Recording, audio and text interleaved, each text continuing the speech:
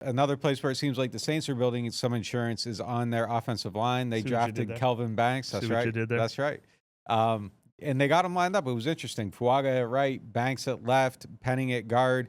It seems like those are the two anchor points you want on the end of the line. Been some question about whether or not they would do that this year. Probably still some question about whether or not they'll do that this year. But if that is the starting point, it kind of has to fail for him to go somewhere else because that would be the long-term answer. A lot of talent on that line when you go out there and look at it. Thing that kind of stood out to me is like, man, this could be a legitimate strength of the team this year. Where do you fall on that? No, completely agree. I mean, you've made the point, but I echo it that we're not talking about like, oh, this bad team. Well, maybe they're not so bad on the offensive line. Like this should be a top 10 offensive line in the NFL with those investments. With the 14th pick in last year's draft, the 9th pick in this year's draft, Eric McCoy, when healthy, has a case for being the best center in the league. Cesar Ruiz is also a first-round pick. Penning obviously is a first-round pick, but we don't look at him that way, especially playing his third position. But if it's not him, there are other guys with experience: Dylan Radins, Will Clapp, Landon Young, Nick Saldiveri. So I mean, there's other options. There's a little bit of depth there. Yeah, absolutely, without question, the strongest position on the team. And here's what I really like about it. I don't care. I've talked about this a lot. I don't nearly care as much about the 2025 Saints as I do about the Saints for the future, what they're going to build over the course of 2-3 years, what they're going to become eventually after a couple more drafts and they rebuild this. What is the 2027 Saints going to look like? And man, I love starting with that. A left tackle and a right tackle that I think are going to be two of the 5 best players on the 2027 Saints too. What a great way to start. If Tyler Shuck is going to be anything or Spencer Rattler wins that job, they get to survive behind an offensive line. That's good. No matter what. I mean, great place to start building a foundation. Yeah, no doubt about it. I'm like so far into like the future that I'm like already watching draft guys next year's draft. Yeah. I was watching Caleb Downs. We watched Peter Woods on the Nick cast a little bit. He's somebody I've been watching. I watched Nussmeier. I'm kind of in the weeds on that right now because I think that's where it's kind of the most interesting. But yeah, it really is all about the future right now. I'll go one step further though. Like I feel like if this isn't a top 10 offensive line in the NFL, then something has gone wrong. Yeah. I mean, the level of investment there is just really, really high. They should be good. I like the idea of trying Penning at guard. Yeah.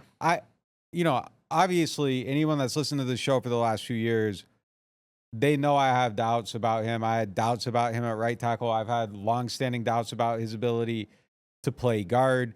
It's quite possible that I'm not a reliable narrator on Trevor Penning because like I thought him playing right tackle last year after watching him through camp was going to be the thing that collapsed the season, and he was okay. Like he was okay minus. Like it was probably like a D level grade, but it was passable. Like you're getting the credits with it, and that's fine.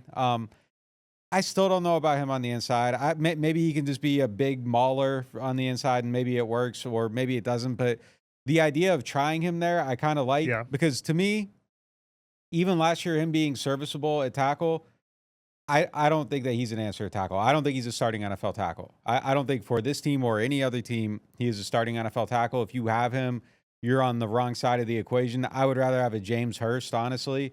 Like I feel like he's on the wrong side of that. I don't think that you invest him at that position. So I feel like you've lost already. Like you drafted him, you traded up for him. The draft pick was a failure. It didn't work. He's not a starting tackle in the NFL. The value doesn't equate. But I think that doesn't matter. Like throw it away. It's done. Like you missed. I mean, it matters in the sense of like that, but like in terms of where you're at with him, like the sunken cost is a sunken cost and you don't keep chasing it. Like cutting bait on that and trying him on the inside and trying to, extort some value out of him and maybe pulling a win out of a loss by getting him into a place where he can play and maybe be okay. Like trying with something else to see if there's upside. I'm kind of for it. There's kind of a weird little trend in the NFL too, like where guards have started getting like taller. So there weren't a lot of tall guys before, and now like there kind of are some of them in the league. So maybe that's something that works there. I like the idea of trying him there. I have doubts that it's going to work. Maybe he ends up being the best one. If he does end up being the best one, I feel like that's a big win from a losing situation. Oh, God, yeah. Well, a couple thoughts. First of all, I think I was a little too positive at the beginning. I want to make sure that I'm putting a huge asterisk qualifier on it. Kelvin Banks and Tali Fuaga have to hit. Yes. I mean, they're the two most have-to-hit players on the team, even more than Tyler Shuck, even more than Chris Olave, because you had the 14th pick in the draft and you had the 9th pick in the draft. Yeah. And we've got a long history of they might not. Trevor Penning didn't, and he was the 19th pick in the draft, I think. Andrus Peat did not really. He eventually was salvaged as a guard. He missed a draft pick missed on him too. Yeah. Yeah. Cesar Ruiz has been okay, but not what you wanted out of the 24th pick in the draft. So we cannot guarantee the success of Tali Fuaga and Kelvin Banks. I like both players. I like Fuaga even better at right tackle than I liked him at left tackle. But I just agree with the investment they made in those two positions. So do I. I cannot guarantee the success of those two players. And hopefully they both hit. They have to. But as for Penning, the answer to this question is not contingent on Penning anymore. That's another thing I like about this. It does. Banks and Fuaga do have to hit. Penning does not have to hit. Penning has become almost like you said, you've already lost with that pick, but anything else would be bonus. I mean, I still think the best case scenario that is possible is Andrus Peat's career. Speaking of a 6'7" guy who went to 3 Pro Bowls at left guard, I don't know how much he deserved them, but it was.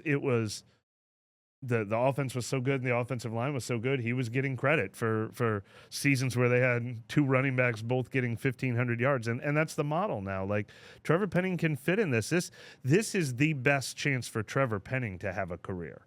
I don't necessarily know that he will pan out, but, you know, I'd say 90% of our listeners and readers from reading social media have been screaming for him to move to guard almost since the day they drafted him, for the very simple reason of, he's a terrific run blocker, and if you pull him and he gets a head of steam behind him, he just flattens guys out there around the corner. And when he has looked worse, has been in pass protection, you don't want him going up against Khalil Mack and Myles Garrett. Yeah. Like, I mean, it's a pretty obvious move for that reason. You and I have both said we talked to people for years that were resistant to doing it, that didn't have that vision for him. I always thought part of that might have been, he had so much talent, they wanted to make him work at tackle. He had this combination of size and athleticism and investment that they didn't want to give up on him quickly. But I think this is by far, if I had to bet today, I might bet on him being more of a James Hurst 6th man who could be a backup at all 3 positions, be that 6th jumbo tight end. Maybe Dylan Radins wins the left guard job. But this is absolutely Trevor Penning's best chance to make something of his career a few years later than everyone hoped. Yeah, I mean, look, those guys are all gone, so maybe there's a reason they're all gone. But people on each of the last 2 coaching staffs, like, adamantly told me that making things faster for him was not going to be the cure. Like, it was almost like one of those things that you bring up and you get talked down to a little bit, and it's just like, oh, all right, like, so that's those conversations have been had with front office people who are still here too, and personnel people who are still here too, like that had the visions for it. It was almost universal. The people that drafted him and the people that were coaching him. It's like, so, but yeah, try him somewhere else. That's fine with me. I just don't, it's just hard for me to think that, like, turning up the speed on the podcast playback to 1.5 is going to be the thing that makes him play better. Like, I just don't. I don't think it is, but, like, maybe it is. But it's worth a shot at this point. Like, put him there. If it works, it works. And I hope he does work, because I want whoever the quarterback is to have good protection and be able to actually evaluate the quarterback independent of the offensive line. That would be the greatest thing.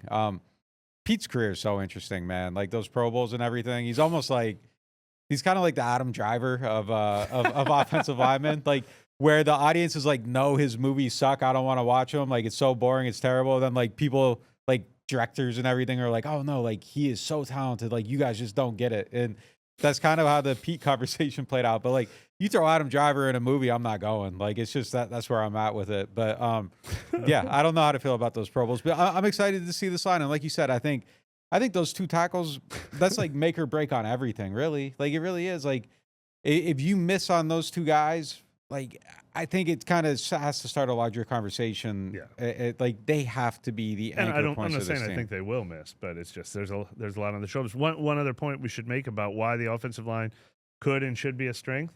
It's what this staff does best. Like Kellen Moore just came from the Eagles, brought TJ Pagnetti with him from the Eagles. They want to build their team this way. They would love it if Tyler Shuck or whoever starts at quarterback could throw for 3,100 yards this season because their run game is so efficient and their offensive line is so good and they're keeping them clean. It's a staff that in theory, even if you didn't show me who the players on the team were, the offensive line should be the thing they do best. Is Trevor Penning like forever the like one of them guys that like coaches are gonna be like, no, I can save him? No, maybe he's Adam Driver. He kind of feels like that guy though. Like if you're a coach, you're like, no. Like they got it wrong. I can fix this guy because like he does have all the traits. Maybe. I mean, maybe we'll see. We'll see how much. You know, it is very interesting that they're starting him at left guard with the ones. That's a little surprising. I got a theory on this. Okay, I want to hear it in a sec. But my setup is, if you're teaching this guy a new position and it's kind of his last effort, let him work in the shadows and be the second team left guard. I think it's different though, because I think one of the things with Penning is that he's maybe a little there's maybe a little fragility there, and confidence fragility. And I think it's the same reason they started him starting last year and let him struggle with the first team, because I think once you move him down, like maybe it starts to spiral and you lose it. Yeah, it's interesting.